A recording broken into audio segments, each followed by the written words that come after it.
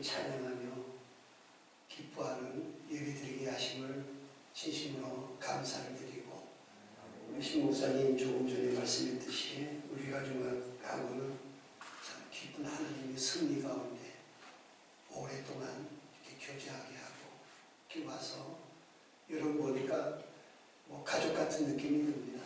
그래서 오늘 함께 하나님 말씀을 통해서 은혜 받고 또 새로 우리 세종로교회가 새로운 세대를 향해서 다시 한번 발돋움하는 귀한 계기가 되기를 원합니다. 저는 이제 내년 이제 한두 달 있으면 80이 됩니다. 세월이 신 목사님 고등학교 1학년 때 만났으니까 신 목사님도 50이 넘었으니까 그게 맞습니다. 세월이 참 빨리 가면 느끼고, 저는 이 교회가 지금 분당 공이동에 있는데 우리 교회를 매주가 새벽에도 낮에도 저녁에도 다니는 코스가 있는데 고개가 하나 있어요. 근데 첫 입구가 왼쪽으로 이제 분당 서울대학병원이 거기서 있습니다. 그래서 그 앞을 지나면서 고개를 올라가게 되는데, 분당 서울대학병원은 참 최고의 의료진을 가지고 또 시설이 좋고, 거기 보면 또 표시가 녹색으로 된 십자가 이렇게 붙여 있어요. 그래서 각과가 다 있죠.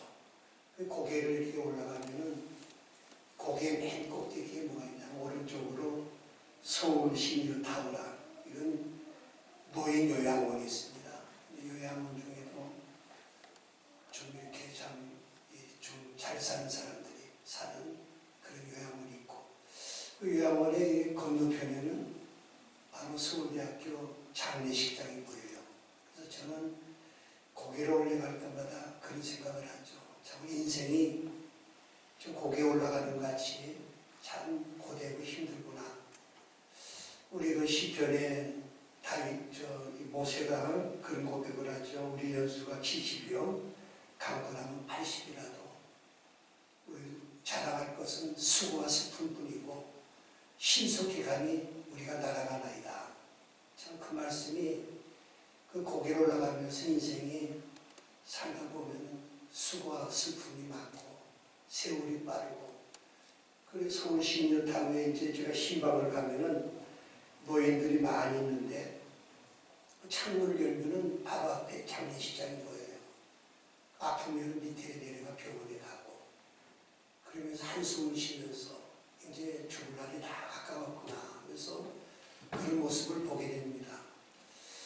어떻게 보면 그 고개까지 갈 때 보면은 우리 인생이 참 수고와 슬픔이고 죽음이고 절망적이지만은 거기서 이제 내려오면은 고개 비탈길을 쭉 내려오면은 왼쪽으로 특히 우리 새벽이나 이렇게 보면은 아주 소망의 불빛이 있습니다. 그 십자가, 붉은 십자가 빛이 쫙 빛날 때 그 교회가 제가 섬기는 교회입니다. 한생명교회.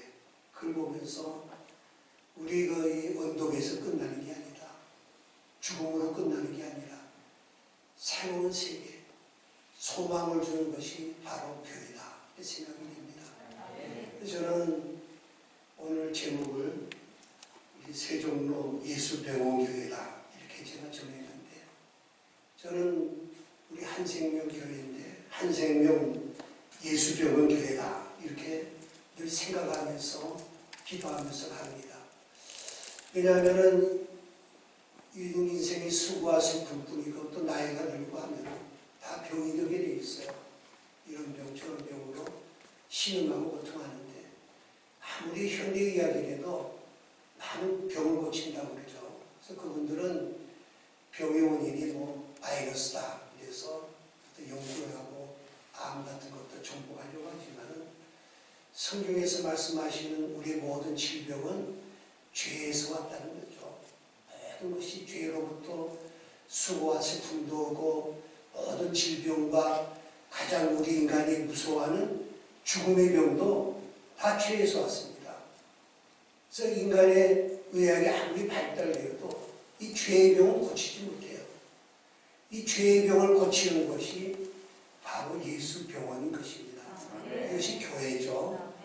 그래서 우리 예수님은 우리 한생명 예수 병원이나 또 세종로에 있는 많은 수고하고 무거운 짐진 자들, 질병에 신음하는 분들이 얼마나 많이 있습니까?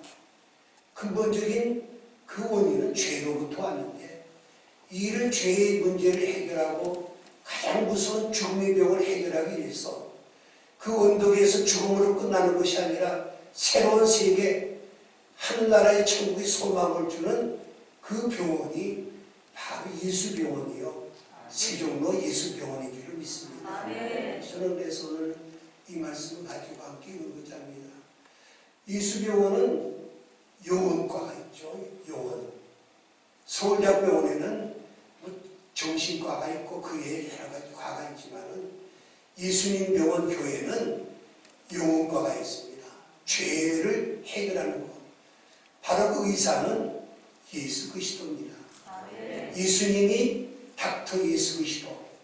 그분이 우리의 모든 죄의 문제를 해결하면은 죽음의 병도 고쳐주고, 수고하실 분뿐인 수고하고 무거운 짐진 자들아 다 내게로 오라. 내가 너희를 편히 쉬게 하리라.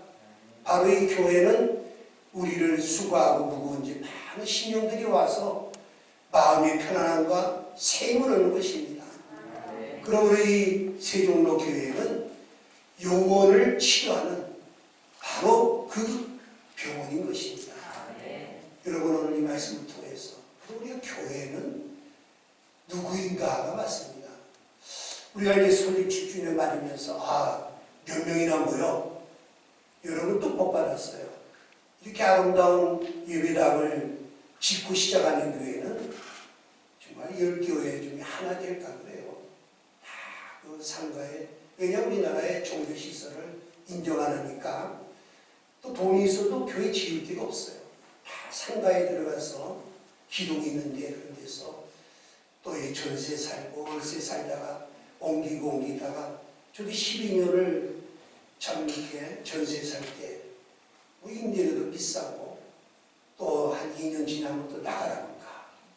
결국은 12년 만에 우리가 예배당을 준비해 나왔는데 그 교인이 절반 이상이 다 떨어져 나갔어. 새로 시작해요. 저는 신 목사님한테 감사함을 했어요. 이렇게 아름다운 예배처에서 마음 놓고 이렇게 찬양하고 할 수 있는 것은 하나님이 참 크게 은총이고 여러분도 감사하시기 바랍니다. 그럼 그 만나는 거래요. 뭐 목사님도 만나면 몇 명 모여? 그 좋게 모이는 데에 목사님이 또 기가 푹 죽고 그래요. 또 예배당이 있어요. 예배당 임대해요. 이런 거 물어요. 예배당 우리 자체 예배당이 있어요. 복 받았어요. 어떤 게 조직이 잘 돼 있어요. 성가대가 어떤 조직을 가지고 있고, 그러면 그 교회는 참 붕괴했어. 그러니까 우리 이야기하지만 성경에서 이야기하는 교회는 무엇인가가 아닙니다. 교회는 누구인가? 교회는 우리 사람을 얘기한다는 거죠. 교회는 헬라어로 이야기하면 에클레시아. 에크라는 말은 영어로 아우토로입니다. 레시아라는 말은 투콜.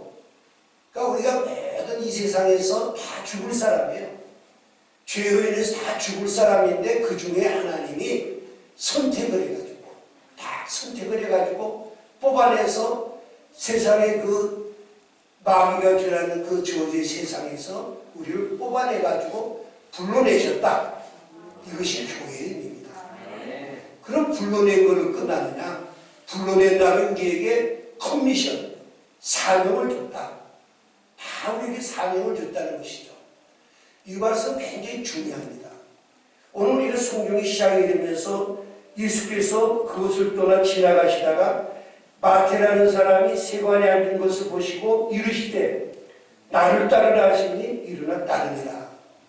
지나가시다가 세관에 앉은 그 마태를 보고 예수님이 나를 따르라 이 불렀다는 거죠. 그러나 성경은 그렇게 말씀하지 않고 있습니다. 예수님은 마태라는 사람을 선택했다는 거죠. 딱 지목해가지고 마태를 찾아가셔서 나를 따르라 불렀다는 거죠. 코리온했다는 거죠. 부르니까 마태는 그냥 이 성경에 나와서 따랐다고 하지만은 세리 마태는 그 전에 예수님이 하신 말씀도 많이 들었고 이사와 기적을 베푸는 것도 보셨기 때문에 그 믿음이 있었죠. 믿음이 있으니까 즉각 일어나 따랐다. 이것이 복음이죠. 굉장히 중요한 거는 그런 교회는 건물이나 뭐 훌륭한 목사님이다, 조직이다, 뭐 지금도 저기 구라파 가면 엄청난 예배당도 있지만은 다 문 닫았어요. 교회는 누구인가? 바로 예수 그리스도 나를 선택해서 부르신 예수님의 부름에 응답해서 이렇게 모이는 사람. 그 두세 사람이 모여도 교회가 돼요. 전쟁하다가 만약에 저 산에 가서 믿는 사람 몇 사람 모이면은 그것이 교회가 되는 거죠. 그러니까 중요한 거는 그럼 교회는 누구인가? 교회는 바로 예수 믿는 사람들의 모임인데 그러면 이 살아있는 교회, 생명이 있는 교회가 누구인가? 바로 예수 믿는 사람들의 모임. 저와 여러분이 품격이 어떠냐, 질이 어떠냐가 중요한 거죠. 정말 생명력을 가졌느냐, 이게 중요한 거지. 뭐 건물이 크다, 무슨 조직이 있다, 이것이 참다운 부흥이 아니라는 것입니다. 그 우리가 지금 7년을 지나면서 우리 세종로 교회는 생명력이 있는 교회인가? 이거 한번 살펴볼 필요가 있습니다. 그러면 살아있는 교회, 생명력이 있는 교회라는 것은 예수님이 교회를 피로각적으로 사셔가지고 우리에게 사명을 주셨어요. 그 사명을 잘 감당하는 교회가 생명력 있는 교회이고 바로 살아있는 교회가 됩니다. 그럼 예수님이 교회를 세우셨죠. 세우시고 우리에게 사명을 줬는데 예수님이 공생애 동안에 하신 세 가지 일이 중요한 것이 있습니다. 세 가지가 뭐냐면 회당에서 가르치셨다. 티칭이죠. 교회는 교육하는 교회가 됐다. 두 번째는 천국 복음을 전파하셨다. 프리칭. 세 번째는 병든 자와 약한 자를 고치셨다. 힐링이죠. 치유하는 교회. 우리 순복음교회는 치유를 많이 해가지고 부흥이 됩니다. 사실 우리 이 장로교는 말씀이 아주 강하죠. 말씀 중심적인. 그러나 교회는 이 세 가지가 잘 이 주님의 명령하신 사명을 잘 감동하는 교회가 바로 그 교회가 살아있는 교회고 부흥되는 교회인 것입니다. 첫 번째가 천국 복음이 전파되어야 된다. 이 시간도 우리 많은 교회가 있지만 특히 메시지가 천국 복음이 전파되는 그런 교회가 참다운 교회입니다. 우리 예수님이 그 교회 나오는 게 어떤 분은 좀 가서 내가 성격도 낮고 가는데 도덕적으로 윤리적으로도 좀 변화되고 싶어. 그렇게 나오는 사람도 있어요. 또 어떤 분은 대다수가 교회 가면은 좀 어려운 문제가 해결되고 우리 사업도 좀 잘 되고 자녀도 잘 되고 건강도 잘 되고 이런 기복적인 것도 있습니다. 그러나 예수님이 교회를 세우신 가장 큰 근본적인 것은 천국 복음이 전파되어야 된다. 이 복음이 전파되는 교회가 살아있는 교회입니다. 제가 알기로는 우리 신 목사님은 정말 복음을 전파하는 목사님이신 것을 저는 확실히 믿습니다. 왜냐하면 좋은 교회에서 많이 훈련을 받았기 때문에 이 천국 복음을 전파하는 그 목사님을 여러분이 함께하는 것은 복 중의 복입니다. 그럼 천국 복음이 왜 우리에게 중요한가? 복음은 굿뉴스죠. 복음의 핵심은 십자가와 부활입니다. 십자가와 부활이 전파되는 교회, 선포되는 교회가 살아있는 교회가 됩니다. 왜 그러면은 십자가 부활이 중요한가? 제가 처음에 그 고개에 올라가면은 예수 믿는 노인들도 많아요. 근데 죽음에 대해서 그렇게 걱정을 하고 죽으면 어떡할까? 그 걱정을 하더라고요. 그럼 저분이 진정으로 예수님을 믿는 사람인가? 이런 생각을 해요. 왜냐하면 죽음이라는 병이 가장 무서운 거죠, 솔직히. 죽음은 우리 인류의 영원한 적이고 또 누구나 다 겪어야 되는 두려움이 있는 것입니다. 그럼 죽음의 병을 이기는 비결이 어디 있는가? 기독교는 생명의 종교입니다. 사망에서 생명, 영원한 생명을 주는 거, 이게 첫걸음이 돼야 돼요. 이건 다음에 병독을 집어야지. 이것이 돼 있지 않은 것은 올바른 믿음이 아닌 것입니다. 그 죽음은 어디서 왔을까? 우리 성경적으로 보면은 죽음도 죄에서 왔죠. 우리 창세기 2장 17절에 보면은 아담에게 선악을 알게 하는 나무는 열매를 먹지 말라. 네가 먹는 날에는 반드시 죽으리라. 근데 먹었어요. 죽으리라고 할 때 그 죽으리라는 말이 원래 그 원어에는 두 번 죽는다는 이야기였어요. 첫 번째는 영적인 것이 죽고 두 번째는 육체가 죽는 걸 이야기합니다. 근데 많은 분들이 모태신앙을 이야기해보면 엉뚱한 소리들 해요. 그러면 이 영적인 죽음과 육적인 죽음에서 사망에서 부활해가지고 영원한 생명을 얻는 것이 복음인 것입니다. 복음 이외에는 이루어질 수가 없어요. 왜냐하면 죽음이 죄에서 왔기 때문에 이 죄를 없애면은 우리가 회복이 되는 거 아닙니까? 생명을 얻는 거 아닙니까? 그 죄가 없어지는 비결은 대신 누가 죽어야겠죠. 대신 누가 죽어야 되는데 죄 있는 사람이 죽으면은 효과가 없습니다. 죄 없는 분은 하나님 한 분밖에 안 계시죠. 바로 하나님 예수님 아닙니까? 예수님이 이 문제를 해결하려고 이 땅에 오셔가지고 십자가에 죽으셨다. 십자가에 죽으셔서 내 모든 죄를 사해 주셨다. 이것만 믿으면은 이걸 진실하게 고백하는 순간에 우리는 영원한 생명을 얻는 것입니다.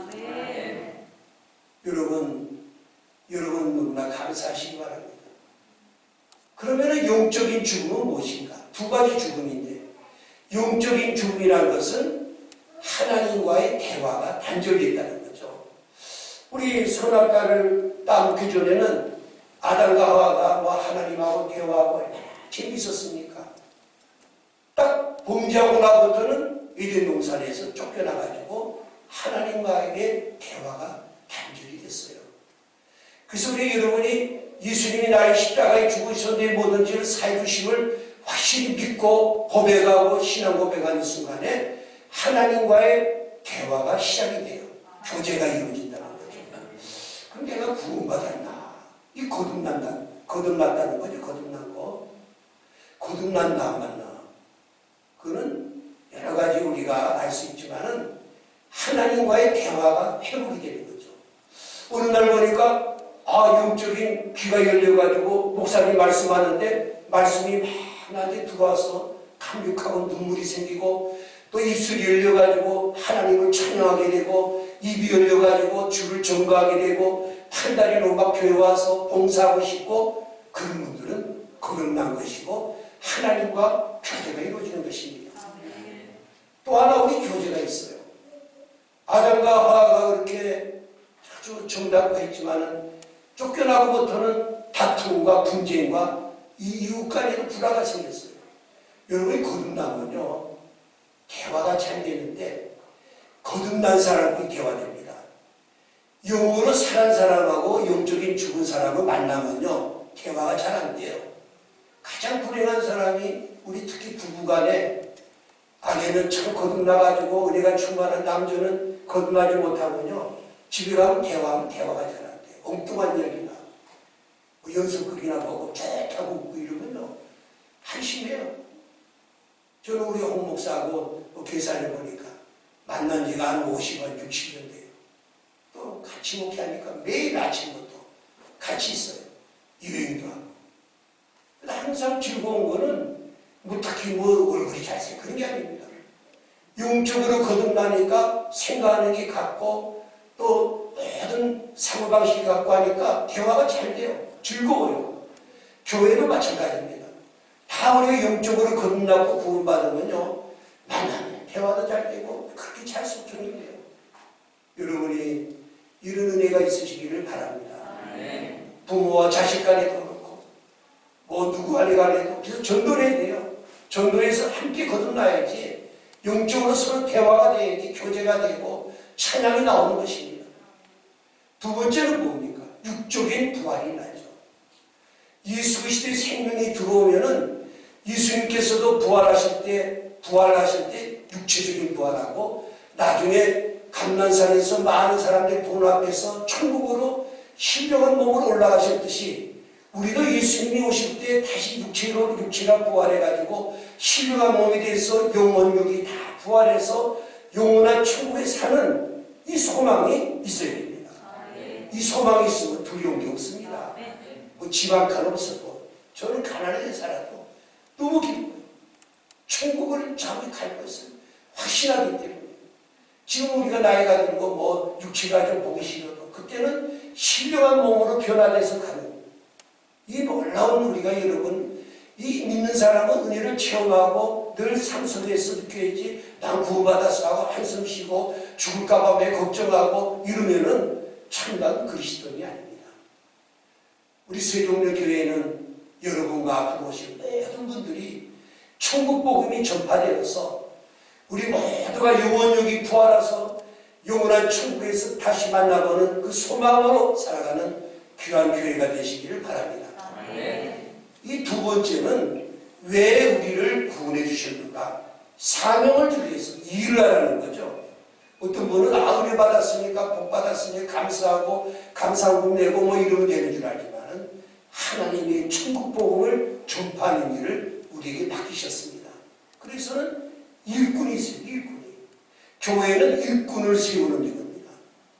여러분 예수님이 하신 일 3년 중에 복음 전파도 하시고 다 하셨지만은 70%를 가장 귀중적으로 한 것이 12제자를 세우는 일입니다.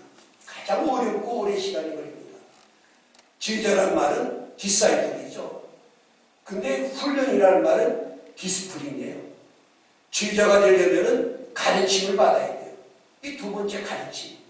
예수님은 12제자를 3년 동안에 함께 먹고 다니면서 가르치시고 삶을 통해서 12제자를 세워서 궁극적으로 이 12제자가 세계 복음을 전파하는 데 나가서 사도 요한 나누고 다 숭배했어요. 세계를 우리도 그분들 때문에 우리가 복음을 받아들였어요. 세종역교회도 이런 제자가 양육되는 훌륭한 교회가 되기를 원합니다. 저는 그래서 축구를 좋아하는데 뭐 손흥민이 좋아하는 토트넘이 막 여기서 대단해요. 그 11명의 선수가 뛰고 있으면은 거기 응원하는 사람 보면 대본에 알아요. 저 토트넘 응원하는 사람은 골 넣으면 난리가 나요. 그렇게 응원하는 팀이 있는가 하면 선수가 있어요. 교회도 마찬가지입니다. 수많은 사람이 지금도 모여가지고 예배드리고 가지만은 그는 참다운 교인이 아닙니다. 일꾼이 되어야 됩니다. 일꾼이 돼야지. 일꾼이 얼마나 있느냐? 거기에 따라서 이 교회가 생명력 있는 교회냐, 부흥한 교회가 할 수 있습니다. 여러분, 우리 개척교회 하면은, 저도 이제 개척교회를 했지만은, 많은 사람들이 왔다가 조금 시험 들면 떠나고, 왜 그렇습니까? 첫 번째는 하나님이 나를 부르셔서 이 세종역에 보내셔서 나를 성가대원으로 나를 집사를 세우셨다는 이 믿음부터 출발해야 돼요. 아, 누가 인도하니까 내가 왔지. 목사가 좋아서 왔지. 그럼 조금만 시험 들면 떠나요. 일꾼이 될 수 없어요. 여러분은 우리 예수님도 그 일꾼 중에도 베드로, 야고보, 요한 세 제자 그분들이 큰일 하셨죠. 여러분도 이제는 세 제자와 같이 이 교회 안수 집사로서 장모 세움받은 이거야 큰 복이 없습니다. 하나님이 제자 일꾼 되는 거 큰 복이에요. 근데 제자는 어떤 사람을 세웠나? 똑똑한 사람을 세우지 않았습니다. 예수님이 12제자 중에 7명이 오보예요. 오보는 그때나 지금이나 조금 공부를 못하고 그런 분들이 있죠. 약한 자를 들었었어요. 그래서 사도 바울이 그런 이야기 하죠. 예수님이 미련한 자를 택해서 지혜로운 자를 부끄럽게 하시고 약한 자를 택해서 강한 자를 부끄럽게 하시고 천한 것들과 멸시받는 것들을 택해서 폐악 있는 자들을 폐악해 하시니 아무 육체도 하나님 앞에서 자랑하지 못하게 하시니라 그랬어요. 저나 여러분은 부족하지만 하나님께서 연약한 저희를 통해서 하나님 놀라운 일을 행하시는 것을 바라보시고 소망을 가지시기를 바랍니다. 세 번째 하신 일이 예수님이 치유살입니다. 우리 하나님 일하는 일꾼이 되려면요, 이 병들면 못해요. 제가 이 교회를 목회하면서 보면은 대부분 이 말씀 피운 사람들이 상처, 마음에 상처 있는 사람들이 거기서 나오는 걸로 인해서 교인들과 충돌하고 또 목사를 또 아프게 하고 그래서 교회가 성장이 못돼요. 우리 철저하게 치유를 받아야 됩니다. 오늘 이 마태는 어떤 사람인가 중요해요. 예수님이 마태를 볼 때 참 영적으로 병든 자로 보고 찾아가셔서 치유하는 내용인 것입니다. 병고침을 받게 되는 것입니다. 그럼 마태는 어떤 사람인가를 우리가 볼 필요가 있어요. 마태는 어떻게 보면은 이 세리죠. 그럼 요새 세부 공무는 지탄의 대상이 아니지만은 그 당시에 이스라엘이 로마의 그 압제 밑에 있을 때, 속국에 있을 때 이 세리는 그 민족의 지탄의 대상이 됐어요. 저주의 대상. 왜냐하면은 그 세리로서 로마에서 그 세금을 갖다 주는데 로마에서 그 사람들이 정부에서 요만큼만 걷어들여라 이 정해주면은 그 위에 막 세금을 부과해가지고 안 그래도 가난하고 로마 그 정부의 압제 밑에서 그 압박받고 굶주린 그 백성들의 피를 막 다 빨아먹을 정도로 많은 세금을 빠 나머지는 착복하고 그래서 자기가 잘 살았죠. 그 백성들은 한탄하게 되고 그러나 이 세리는 누구나 죄를 지면은 죄책감이 있습니다. 죄책감에 대한 컴플렉스도 생기고 마음이 불안하고 두려움이 오고 또 많은 사람들이 자기는 물질을 얻었으나 많은 사람들이 다 떠났어요. 떠나니까 친구도 없죠. 늘 혼자 고독하죠. 왕따를 당하니까 여러분 왕따만큼 그 고통스러운 게 없습니다. 거기다 마음에는 심적으로 콤플렉스와 죄책감과 마음의 두려움과 이걸 누르고 있었죠. 이거는 사람들이 볼 때는 야, 저 사람은 마음이 두렵고 뭐 콤플렉스하면 정신병이구나 이렇게 생각하지만은 오늘 성경에 말씀하시는 것은 정신병이 아니죠. 영적인 병이라는 거죠. 영적인 병. 왜 영적인 병입니까? 여러분의 마음이 두렵고 두려워하고 막 두근두근하는 게 환경 때문에 온다고 하지만은 근본적으로는 죄 때문에 왔습니다. 이것도. 아담과 하와가 범죄하고 나서 그 숨어 있을 때 아담 어디 있느냐? 그러니까 네가 어디 있냐 할 때 하나님 제가 두려워해서 숨었습니다. 아담이 범죄하니까 두려움이 왔다는 거죠. 욕심도 두려움이죠. 불안한 건 다 이 두려움입니다. 근본적으로는 죄의 문제를 해결해야지 두려움이 없어지고 공포가 없어지는 것이죠. 저는 이 말씀을 이렇게 묵상하면서 이렇게 생각했습니다. 참 하나님이 세종로 교회를 세종시 세운 것은 또 뜻이 있지 않는가. 사실 우리나라 현실을 보면은 부정과 부패가 아주 난무합니다. 대부분이 부정부패하는 사람들이 요새는 예수님 당시에는 죄인하면은 세리와 창녀 같은 사람을 이야기했지만 우리나라 요새 뭐 죄인이다 이러면 많은 사람이 뭐 국회의원들 또 그냥 공무원들 또 그 위에 기업가들 어떤 분은 법조계 검사, 판사, 변호사 이런 사람들 이번에 우리는 사건도 봤지만 하이에나 같아요. 그냥 서민들한테 돌아갈 그 모든 혜택을 일부분이 자기들이 그거를 뺏어가지고 수많은 돈을 그냥 하이에나 같이 뜯어먹어요. 막 국회의원도 뜯어먹고 공무원도 뜯어먹고 또 그거를 판가름 말 무슨 검사, 판사, 변호사까지도 다 뜯어먹으니까 백성들은 먹을 게 없어요.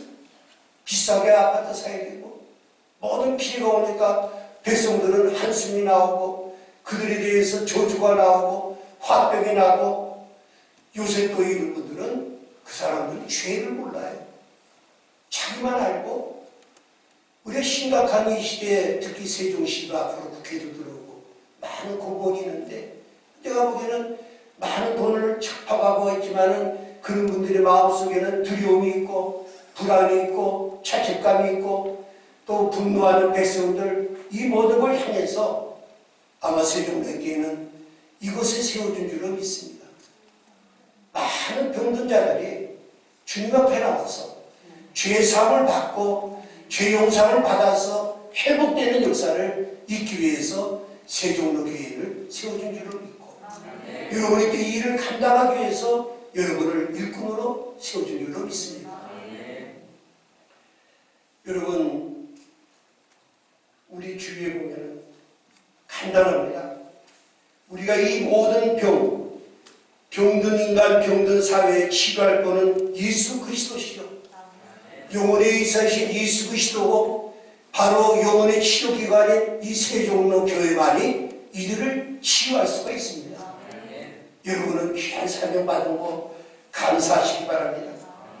여러분 모든 분당 그 병원, 서울대학병원이 최고의 의료진 다 가지고 요새 아니고 이런 병은 잘 고쳐요. 근데 못 고치는 병이 있어요. 정신과, 신경과가 크게 만들었지만 약만 주지요. 고칠 수가 없습니다. 왜냐하면 특히 신경과나 정신과는 마음의 병이라고 하지만 성경에는 영혼의 병이죠. 죄로부터 왔기 때문에 그저 이 예수님만이 고칩니다. 예수님 앞에 나와야 됩니다. 근데 예수님은요, 아주 인격적인 분이에요. 예수님을 만나야 되는데, 여러분, 우리 어렸을 때 보면 집마다 가면은 성화가 있어요. 성화가. 세상의 빛이라는 성화가 있는데, 그 그림은 이런 내용이 있어요. 포도나무가 있고, 예수님이 이리 서서 계시고, 그 앞에 문이 있어요. 문이 있는데, 예수님이 문을 두드리는 모습이 있는데, 예수님 앞에 문고리가 없어요. 문고리가. 그 그림이 아주 은혜로운 그림입니다. 이 말씀은 예수님 우리를 두드리죠. 마음의 문을 키우던 손으로 두들기지만은 문고리가 없어 열지 않으십니다. 여는 것은 우리에게 주신, 자유 주신 우리에게 있죠. 우리는 그냥 예수님 문을 두드릴 때 마음의 문만 열면은 예수님 우리 속에 들어오셔서 우리한테 말씀해 주시고, 뭐 어떻게 고쳐주십니까? 우리 삶 속에 고쳐야 돼요. 목사도 뭐 상처도 받고, 어려울 때 어떻게 치료합니까? 새벽마다 나와서 하나님 말씀을 듣고, 말씀이 아주 좋은 약이죠. 말씀 들으면 위로되고 힘이 되죠. 기도는 뭡니까? 우리 마음이 아픈 거, 누구한테 부부간에도 쏟지 못하고, 누구한테 이야기 못하는 아픔과 고통과 모든 것을 예수님께 쏟아내는 거죠. 여러분 요새 대학병원에 가보세요. 3분 이상 이야기 안 해요. 기계 반복 이야기하지 뭐 대화도 안 합니다. 불친절하지만은 닥터이신 예수님께 여러분이 마음을 걸고 들어가시면은 그분은 여러분에게 하나의 아픈 이야기고 무슨 이야기고 시간도 다 들어주시고 24시간 개방해서 우리를 말씀 통해 위로해 주시고 또 우리를 인도해 주시는 이 좋으신 예수님을 놔두고 왜 사람 만나서 한숨 지고 왜 사람한테 만나서 손 벌립니까? 오늘 여러분, 교회는 이렇게 아름다운 교회 좋습니다. 항상 오셔서 외로울 때 저는 그랬어요. 교회는 고향이다. 고향이 3군데가 있는데 태어날 때 우리 고향이 있고 장차갈 천국의 고향이 있는데 그 지점으로 준 곳이 교회입니다. 교회에 항상 오셔서 그저 기도하시고 내 마음을 다 쏟아놓으면 주님이 치료해 주실 줄을 믿습니다. 이 세종로교회가 여러분과 치료뿐만 아니라 우리 주위에 신음하고 고통받는 분들이 얼마나 많이 있습니까? 그분들을 인도해서 함께 우리가 치유받는 그런 놀라운 역사가 세종로교회 생명력 교회가 되시기를 바랍니다. 근데 오늘 보면은 이 반응이 나오는데 세리마태가 너무나 기쁘니까 예수님과 제자들을 초청했어요. 또 누굴 초청했냐면 자기 동료인 세리들과 또 함께 죄인들을 초청했다. 그래서 잔치를 베풀었다. 잔치를 베푸는데 예수님이 음식을 잡수시면서 앉아 계셨다. 이 내용이 나옵니다. 우리 교회는 잔치 잔치하는 교회가 되어야 됩니다. 항상 구원의 감격과 기쁨으로 모여서 주일은 잔치하는 날이죠. 예배를 드려 하나님 영광 돌리고, 요새 코로나 때문에 못 모이지만은 여기 참 잘 만들었더라고요. 만나서 함께 음식을 꼭 잡숴야 돼요. 음식을 나누고 또 함께 교제하면서 대화하면서 한 주간 동안에 은혜 받았던 일, 아픈 일을 교제하면서 이 천국 잔치가 교회에 이루어져야 됩니다. 끝나고 그냥 가는 게 아니에요. 특히 여기서 예수님이 앉아 계셨다. 그걸 잘 원어로 보면은요, 여러분 이거 이 최후의 만찬에 보면은 제자들이랑 다 누워있으면 이렇게 비슷하니, 유대인들은 밥 먹을 때요 이렇게 비스듬히 누워서 먹어요. 누워서 이렇게 서로 피부를 대면서 먹어요. 아주 그게 최고의 아주 편안한 자세라고 그래요. 이 말은 우리가 음식을 먹고 즐기는 것뿐 아니라 사랑의 교제를 나눈다. 손을 서로 붙잡고 서로 이렇게 교제하는 그런 잔치하는 교회가 이 세종교회가 되시기를 바랍니다. 항상 잔치하시기 바랍니다. 그런데 이제 불총객이 있었어요. 바리새인들이 보고 제자들에게 어찌하여 너희 선생은 세리와 죄인과 함께 잡수느냐? 어떻게 세리와 죄인과 함께 잡수느냐? 이것이 바리새인들이 제자들을 향해서 예수님께 항의하는 내용이죠. 이 바리새인들은요 종교인입니다. 이 종교인이라는 말은 내가 노력하고 힘쓰고 뭐 11조하고 기도를 많이 하고, 바리새인들이 11조를 드리고 금식기도 하고 이건 다 행위로 들어가요. 이렇게 열심히 하면은 하나님께 내가 도달한다는 종교인이죠. 세리는 복음입니다. 복음은 내가 하는 것이 아니라 예수님 십자가에 죽으시고 다 이루어놓은 것을 아멘으로 받아들이는 거죠. 여기 차이가 있는 게 바리새인들은 교만해가지고 어떻게 저런 세리들, 창녀들이 와서 같이 먹느냐? 이렇게 희책했던 것입니다. 우리 교회도 마찬가지죠. 특히 우리가 오래된 과거 장로님 같은 분들을 만나요. 아주 자기가 바리새인같이 아주 훌륭하게 생각하고 남을 보면은 저 사람이 형편없어. 뭐가 이랬으면 저 사람은 교회에 나와. 또 어떤 분들은 교회 좀 이렇게 돈이나 많고 또 명예가 있고 이런 사람 보면 교회가 좀 헌금도 많이 하고 잘 될 거야. 또 불쌍한 사람 보면 돈 없는 사람 보면 교회에 무슨 도움이 될 거야. 이렇게 생각하지만 성경은 이렇게 얘기 안 합니다. 예수님 보시는 영혼을 보죠. 영혼. 한 영혼은 천하보다 귀하고 한 영혼은 있는 자나 없는 자나 똑같이 하나님이 귀하게 보고, 한 영혼은 저 김정은이도 하나님이 귀하게 보고 우리도 귀하게 보고 다 기뻐하는 것입니다. 그 제가 교회를 한생명교회라고 지은 거는 한 생명, 한 영혼을 천하보다 귀하게 여기는 교회가 되어야 되겠다. 그래 치유가 돼요. 여러분도 누가 때로는 우리가 볼 때 보잘것 없는 사람이 오더라도 예수님이 귀한 복주시려고 보내주셨구나. 오히려 그들을 환대하고 그들과 함께 음식을 나누고 피부를 대고 그런 것을 주님이 살아있는 교회가 되는 것입니다.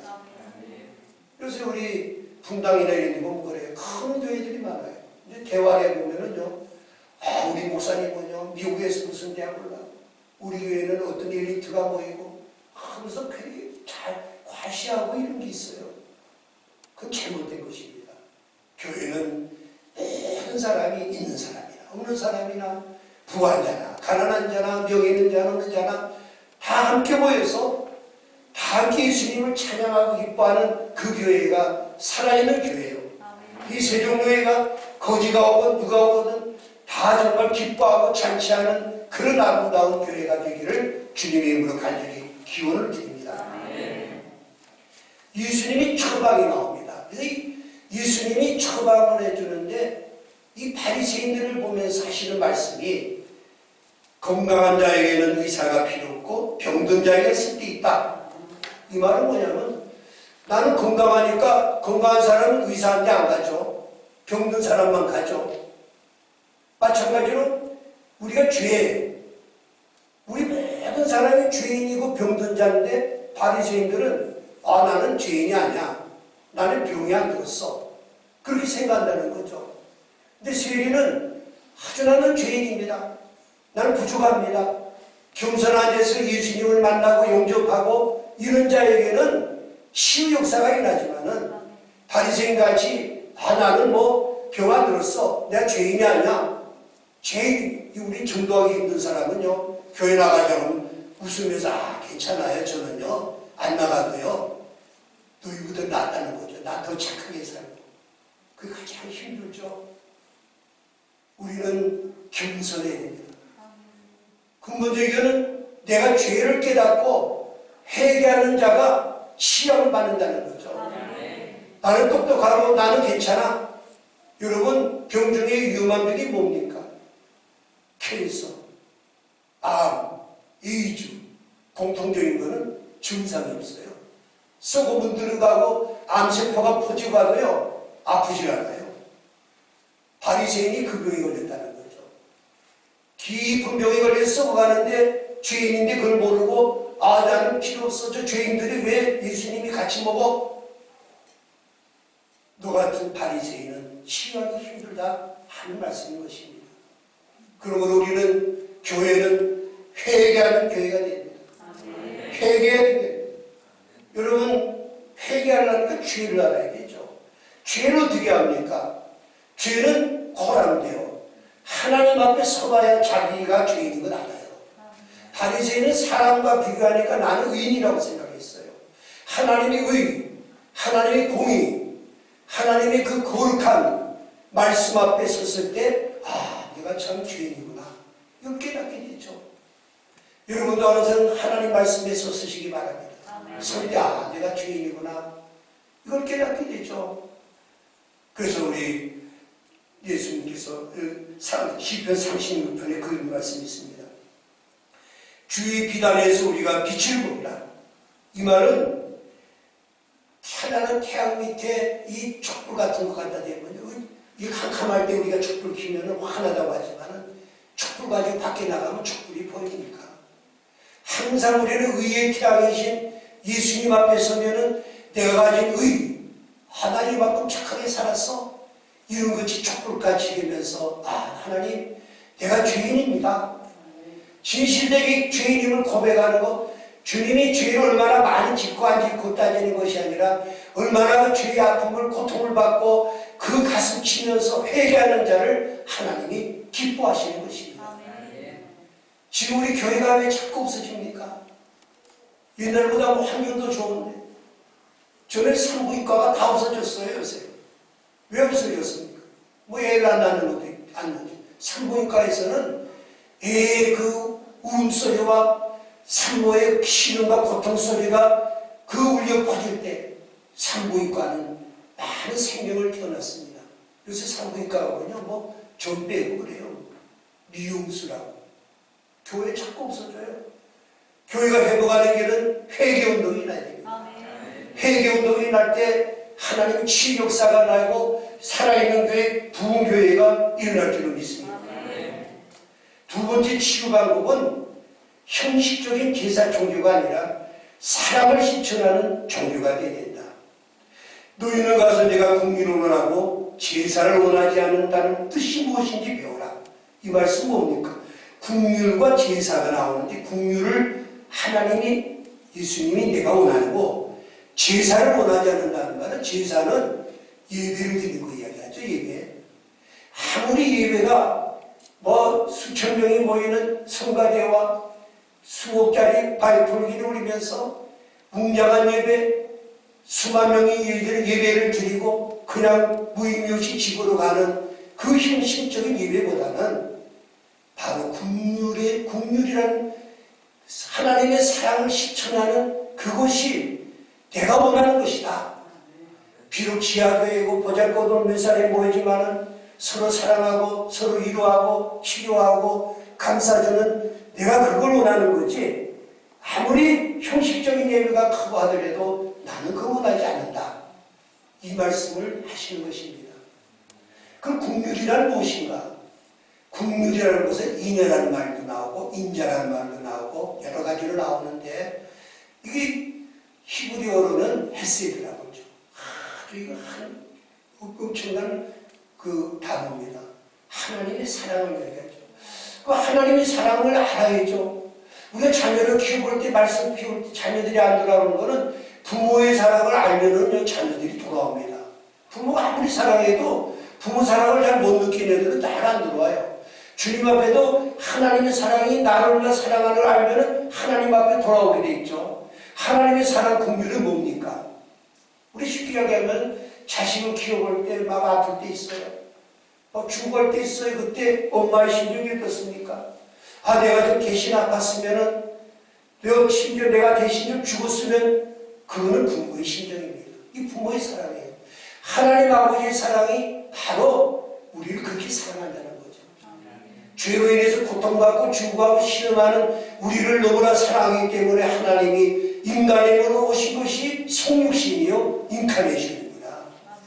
유대인의 옷을 입고 똑같은 인간의 모습으로 오셔서 30년 동안 목수 생활했어요. 왜냐하면 신이기 때문에 완전히 하나님이지만 인간이 어떤 모습인가를 알기 위해서 친구들과 놀기도 하고 아픔도 알면서 정말 여우도 굴있고 공중에 나는 새도 거처가 있을 때 인자는 못 잊을 것이었다.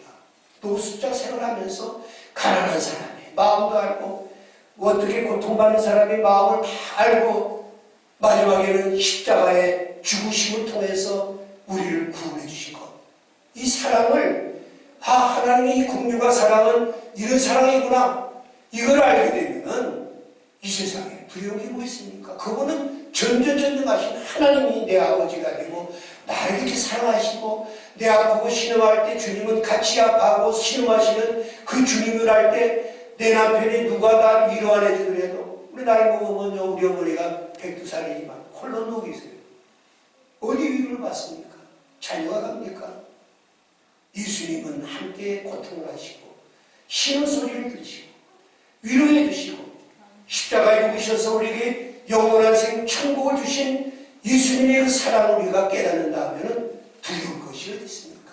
그분 말씀에 순종하고 따를 뿐입니다.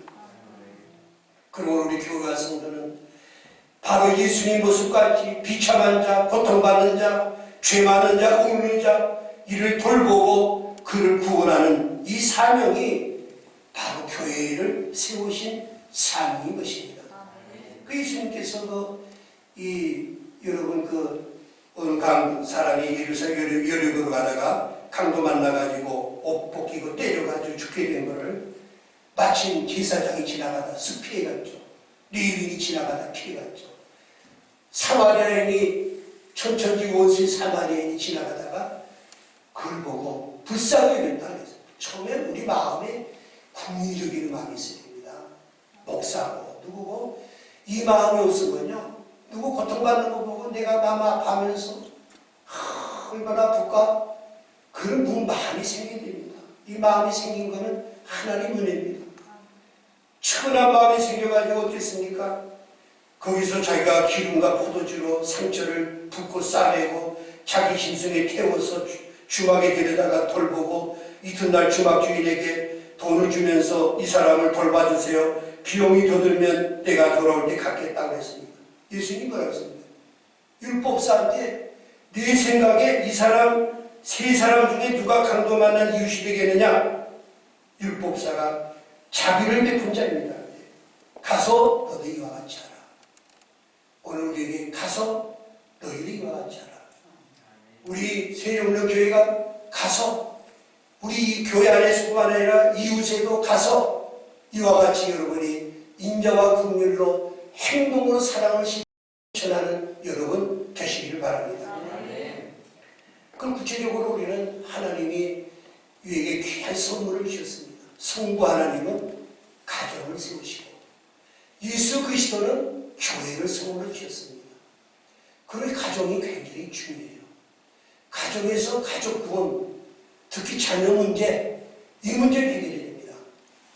예수님이 십자가에 지실 때 마지막에 골고다 언덕으로 올라가실 때 뒤에 따르는 무리들이 있었어요. 한 무리들은 예수님을 조롱하고 박해하는 그런 무리들이 따랐지만은 한 무리 여인들이 따라오는데 가슴을 치며 예수님 십자가의 주 아픔을 통곡하면서 따르는 무리들에게 예수님이 그 십자가의 마지막 하신 말씀 뭡니까? 예루살렘 딸들아 나를 위하여 울지 말고 너희와 너희 자녀를 불라. 오늘 이 말씀이 우리 굉장히 중요한 말씀입니다. 우리가 다른 것보다도 가장 우리 가족과 내 자녀를 위해서 울어야 됩니다. 우리 자녀 공부만 잘한다고 승부하는 게 아닙니다.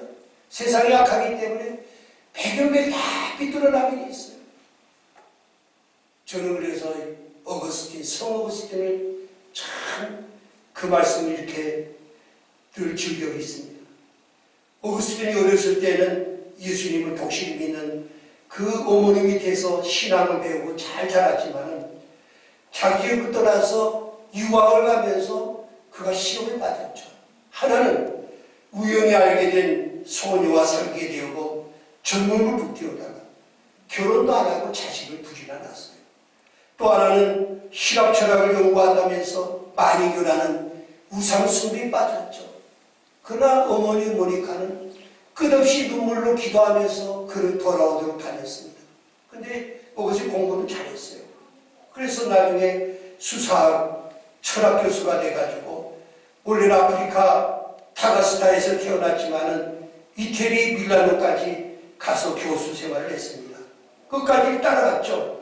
근데 밀라노 교회에 성 암브로시스 목사님이 계셨는데 예배를 마쳤는데 다 갔는데 한 여인이 계속 울고 있으니까 왜 집에 안 가고 울고 있습니까? 할 때 우리 아들이 여기 대학에 있는데 아무리 예수 믿으러 돌아오잖아요. 그때 암브로스 목사님이 한 유명한 말씀이 있죠. 여인이여 눈물의 자식은 망하지 않는다. 여러분이 꼭 기억하시기 바랍니다. 우리 자녀가 좀 잘 자란다고 자만하지 마세요. 언제 어떻게 될지 모릅니다. 말 안 듣는 거, 인간같이 말 안 듣는 게 어디 있습니까? 말 안 듣습니다. 2살 때부터 반항기가 온다고. 포기하고 싶죠. 이럴 때마다 아무르스 목사님, 눈물의 자식은 망하지 않는다. 그 후에 6개월이 있다가 어느 무더운 7월 무화과나무 짙은 그늘 밑에서 그 어거스틴이 걷고 있을 때 밖에서 소리가 들렸죠. 들어라 읽어라. 들어라 읽어라. 성령의 음성을 듣고 방에 들어가서 보니까 책 위에 책상 위에 성경책이 있어서 성경책을 펼치니까 거기 로마서 13장 12절 말씀. 밤이 깊고 낮이 가까웠으니 그러므로 우리가 어둠의 일을 벗고 빛의 갑옷을 입자. 그 말씀이 들어와서 내가 나에게 주신 말씀이구나 깨닫고 그는 주여 나를 살려주세요. 그러면서 회개하고 돌아와서 성 어거스틴이 되었던 것입니다. 16년 동안을 모니카는 눈물의 기도와 그를 위해서 쫓아다니고 한 결실이었습니다. 늦게 돌아오면 아마 더 훌륭하게 되는 거예요. 그래서 우리 성경 역사 보면은 사도 바울 다음에는 성 어거스틴이라고 하죠. 그 다음에 우리 칼빈이나 루터, 그 다음에 뒤에 무디라고 이야기합니다. 성 어거스틴 하루아침이 된 것이 아닙니다. 눈물의 기도 모니카의 16년 동안 맺은 결실인 것입니다. 우리 마지막으로는 제가 목회하면서 이렇게 많은 열매가 있었습니다. 그중에 저는 성경에서 참 많은 장면이 뭘까 이런 보면은 사도행전 20장에 보면요, 사도 바울이 예루살렘에 가서 로마로 가려고 할 때 마지막 예루살렘 장로들을 밀라도 그 모래사장에 불러놓고 설교합니다. 마지막 고별 설교를 하고 헤어질 때 장면 보면요, 무리들이 다 함께 무릎 꿇고 기도했다. 기도하고 나서 성도들이 바울의 목을 껴안고 눈물을 흘리면서 마지막에 그 헤어지는 장면이 나옵니다. 저는 이런 생각하면서 우리 인간이 만나 헤어질 때 저런 아름다운 장면, 참 또 목사님과의 그 평시적 관계 얼마나 아름답습니까? 저는 많은 분들이 있겠지만 한 3가정을 생각합니다. 한 가정은 우리 신정수 목사님하고 다 함께 우리 고등학교 때 공부했죠. 그 서울 지대 나오고 우리 치과병원 하다가 그분이 목사가 되고 부인도 목사 안수를 받고 연명마을에 가서 그 20년 동안 선교사로서 정말 애쓰고 힘쓰고 하다가 예전에 돌아오셨어요. 그때 떠날 때 김포공항에 그때 떠났습니다. 공항. 그때 마지막에 갈 때 우리 부부하고 눈물을 흘리면서 헤어지던 장면이 참 아름다운 장면이었고, 또 한번 장면은 제가 이 교회 설립 예배할 때 와서 너무나 기쁘더라고요. 우리 목사님과 사모님이 함께 눈물을 흘리면서 안았던 그 기억은 말을 안 해도 얼마나 그 감격스러운 장면입니까? 또 하나 우리가 제가 여러분에게 소개해드릴 목사님이 한 분 계신데, 지금 카나다 토론토에서 이 목회하는 목사님이 계십니다. 안윤준 목사님이라. 이분은 제가 우리 교회가 이제 찬양을 많이 이렇게 많이 했습니다. 그래서 난예배 때도 찬양하고, 찬양 사역자로서 우리 교회에 그렇게 젊었을 때 왔습니다. 와가지고 참 신앙이 그때 얼마 없으니까 그때 왔을 때 모습은 막 머리를 댕기를 내가지고 쫙 이렇게 밑으로 내고, 그 다음 옷도 이상한 거 입고 그 찬양을 하는데 기타도 잘 치고 참 노래가 찬양이 은혜로워요. 그래서 함께 동역하다가 성경 공부를 많이 했는데, 성경 공부 시간에 그래요. 목사님 가정도 행복해요. 그래. 우리 가정이 얼마나 행복하지, 우리 교회들이 얼마나 행복해. 난 가정 행복은 몰라요. 그렇게 얘기를 하더라고요. 그래서 무슨 말인가 했는데, 어느 날 이제 식사를 하다가 가슴에서 사진 하나 보여줘요. 조그만 사진인데 그 어머니 사진이라고요. 어머니 사진인데 그 품에 안고 다니면서 우리 어머니인데 유방암으로 세상을 떠났는데, 우리 아버지가 부인을 2번째, 지금 사는 사람은 3번째였어요. 우리 어머니가 너무 아픔을 당하다가 이렇게 세상을 떠나서 내 어머니만 생각하면 눈물이 나고, 우리 아버지만 생각하면 저 어떻게 하면 복수할까, 이 분을 가지고 지금 살고 있어요. 근데 목사님 말씀 들으니까 가족이 행복하다고 하는데 행복하고 싶어요. 그런 얘기를 해요. 그래서 그런 중에 이제 부부가 이제 살긴 사는데 결혼을 안 했더라고요. 부인하고. 근데 배가 부르니까 애를 낳을 때가 돼서, 그래서 내가 아니 애 낳으면 결혼식도 안 하고 애 낳으면 애들한테 되겠느냐, 결혼식 우리 교회에서 하자. 이렇게 결혼식을 우리 교회에서 시작했는데, 그때 딱 7주년 됐을 때 이제, 그래서 우리 교인들이 뭐 재정도 오래오니까 뭐 옷도 입혀주고 막 다 빌려가지고 입혀주고, 그 꽃을 그냥 밤새도록 온 교회를 찬란하게 만들었어요. 근데 그 아버지는 카나다에 있는데 초청을 했어요. 근데 어머니 그 부인도 보면 그 가족, 결성 가족이더라고요. 그 양쪽의 부모들이 다 와가지고 결혼식을 하는데 정말 눈물의 바다가 되고, 그 부모들이 회개하고 정말 감격스러운, 저는 목회하면서 그렇게 감격스러운 장면을 못 봤습니다. 참 이 교회가 하는 사명이구나, 그런 생각을 하면서 그 카나다, 그 아버지는 이제 토론토에서 모태력을 하는데 가셨어요.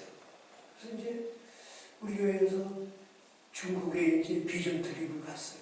근데 이분이 찬양 사역자니까 갔는데, 성격이, 사람의 성격이 고친다는 건 무지하게 어렵습니다. 은혜를 받아도 받기 힘들어요. 막 신수를 부리고 막 말도 안 하고 하는데, 이 리다가 이러니까 뭐 은혜가 안 되는 거예요. 2군데 영정교회 가서 은혜가 안 되는데, 하남교회라는 데 갔는데 저한테 목사님 기도해 주세요. 찬양 시작하기 전에 많은 사람이 꽉 차는데 꿇어 엎드려서 한참 기도하더니 일어나가지고 찬양을 하는데, 야, 성령 역사가 일어나요. 예배는 그분 앞에 엎드린다는 뜻이거든요. 하나님 앞에 엎드리니까 성령 역사가 일어나요. 그러면서 막 은혜가 쏟아지는데, 그분이 그래서 마지막 날 우리 방에 들어오더니, 목사님 저 신학해도 될까요? 그러면 하라고. 그래서 그분이 이제 돌아와가지고 얼마 있다가 카나다로 가면서, 그때는 이제 이 인천공항이 처음 생길 때 마지막 막 눈물을 흘리면서 헤어졌던 기억이 납니다.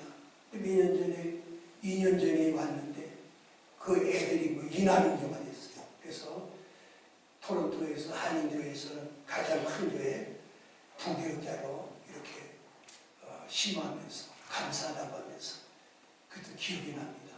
그래서 제가 이제 마지막으로 말씀드릴 거는 이분이 이제 갔다 와서 찬양을 잘하니까 기타도 잘, 작곡도 잘해요. 목사님 우리 교회 앨범을 만들겠어요. 그 앨범 시선 어떻게 하냐니까 그 조그만 데서 앨범을 하나 만들었어요. 그 뭐 한 25년 됐겠네요. 20년 넘었네요. 그러면서 그분이 그 아버지를 용서하겠다. 막 눈물 흘리면서 찬양하다 나와서 울고 하면서 그걸 만드는 곡이 있습니다. 그래서 여러분 이게 저는 이 은혜를, 이 찬양을 들으면은 많이만 도와지고 너무나 좋아요. 한때 우리가 마지막으로 이 찬양을 들으면서 최고의 무기가 뭡니까? 사랑과 용서입니다. 세정권 맡기고 또 보복할 겁니까? 누구 원수라고 합니까? 사랑과 용서. 예수님도 마지막에 저들의 죄를 사하여 주옵소서. 저들이 하는 일을 알지 못하나이다. 그럴 때 오는 병강도가 그 변하게 있다는 것은 놀라운 거죠. 우리 스테반도 마지막에 저들의 죄를 사하여 주옵소서 할 때 사울이라는 청년이 그걸 보고 바울이 되는 기회가 됐던 것입니다. 우리는 함께 이 민족의 모든 분노와 원수와 모든 것을 사랑하고 용서하고 가족 간의 모든 걸 용서할 때 하나님의 놀라운 치유역사가 있을 줄로 믿습니다. 우리 함께 찬양한 것 듣고 기도하고 제가 먼저 기도드리고 찬양을 듣겠습니다.